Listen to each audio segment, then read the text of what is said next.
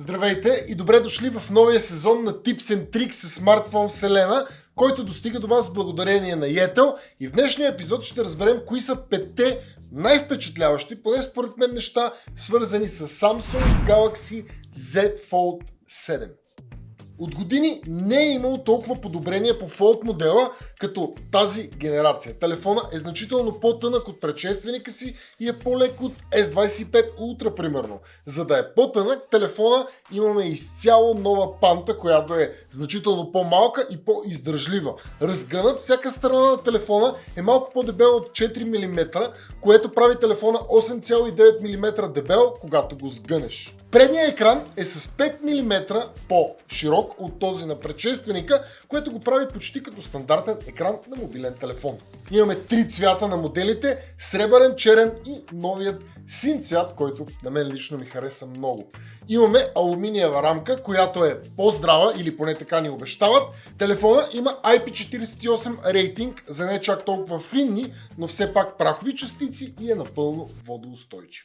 Друго ново нещо в телефона е основната камера. Тя е вече 200 мегапикселова, като доста години чакахме топ сензор в основната камера на Fold телефоните и ето, че сега я получаваме.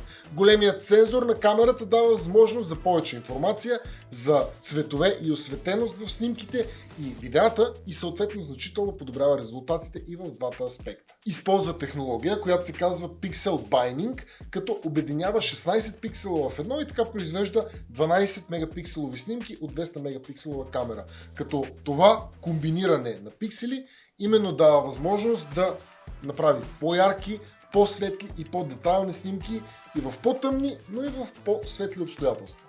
Като комбинираме това и с постобработката, която Samsung телефоните правят на снимките си, се получават наистина завидни резултати. Телефонът се задвижва от най-мощният Snapdragon 8 Elite процесор, като даже е допълнително клокнат for Galaxy, за да се справи тази година с охлаждането. Samsung обаче залагат на графитен пласт, който помага на телефона за по-доброто отвеждане на топлината.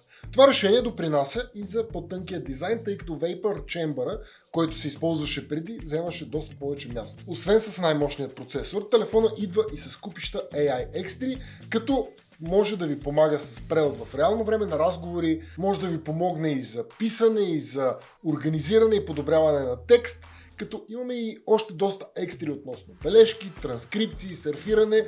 При снимките имате опции за добавяне, преместване или премахване на обекти, имате помощ при рисуване, премахване на странични звуци от видео и какво ли още не. Най-впечатляващ за мен е Google Gemini асистента, който освен, че можете да говорите с него и да му задавате въпроси, можете да споделите екрана на телефона и да го питате неща от него, както и да му показвате неща през камерата на телефона, за да го питате за тях. Изключително впечатляващо е и доста полезно.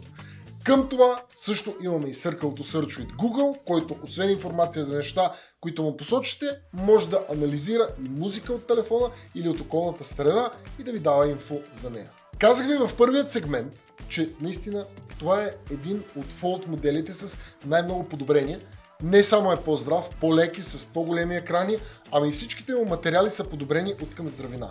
Естествено, това няма как да го проверим и можем само да се доверим на Samsung, но аз съм тествал вече няколко бройки, няколко фолда минаха през мен, откакто е излезнал и телефона наистина, и пантата, и рамката, както и цялостната му изработка изглеждат изключително добри. С подобренията в камерите се замислям даже дали до година да не мина към Fold вместо Ultra. И не на последно място идва мултитаскинга. Първо, телефона има таскбар, на който виждате както най-често използваните програмки, така и такива за бърз достъп. Можете да уразмерявате до няколко апа на екрана и да ги ползвате едновременно. Буквално изживяването се доближава до таблет, телефон и лаптоп в едно. Изключително добре се справя с всичко. Също така уразмеряването на различни апови игри е толкова добре направено, че се възползва максимално от големият екран, което също е супер. Изобщо имаме един powerhouse във всяко едно отношение.